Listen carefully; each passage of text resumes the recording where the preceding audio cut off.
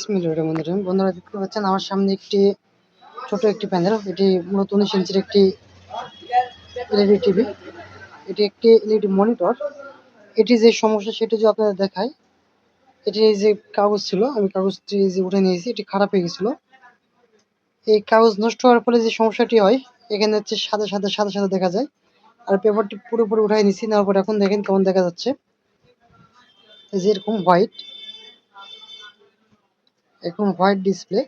তো আপনাদের বাড়িতে যাদের টিভি আছে, যাদের ডিসপ্লে হচ্ছে, দেখবেন যে এরকম পেপারের কারণে সাদা হয়ে গেছে। যদি পেপারের কারণে সাদা হয়ে যায় তাহলে হচ্ছে যেরকম পেপার আছে, এরকম পেপার কিনে পাওয়া যায়। এরকম পেপার যদি লাগিয়ে দেন তাহলে কিন্তু আপনাদের সাদা ডিসপ্লেটি ঠিক হয়ে যাবে। তো অত্যন্ত সাবধানতার সাথে এই যে পেপার এখানে থাকে এগুলো উঠাতে হয়। খুব সাবধানতার সাথে এগুলো উঠানোর পর যখন এই পেপারটি দিবেন তখন দেখবেন যে আপনার টিভিটি আগের মতোই সুন্দর দেখাবে। দেখেন এখন সাদা স্ক্রিন, যদি এটা দিয়ে দেখেন, এই যে দেখতে পাচ্ছেন এখন কিন্তু সাদা দেখাচ্ছে না। দেখেন এই যে আর সাদা দেখাচ্ছে না, কিন্তু পেপারটা সরাই দিলে কিন্তু সাদা দেখাচ্ছে। এই যে দেখেন, এই যে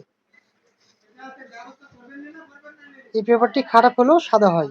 সুতরাং যদি পেপার খারাপ থাকে তাহলে অবশ্যই পেপারটি চেঞ্জ করে নেবেন, তাহলে আপনার টিভিটি আগের মতোই চলবে। এই ছিল একটু ভিডিও, দেখার জন্য সবাইকে ধন্যবাদ।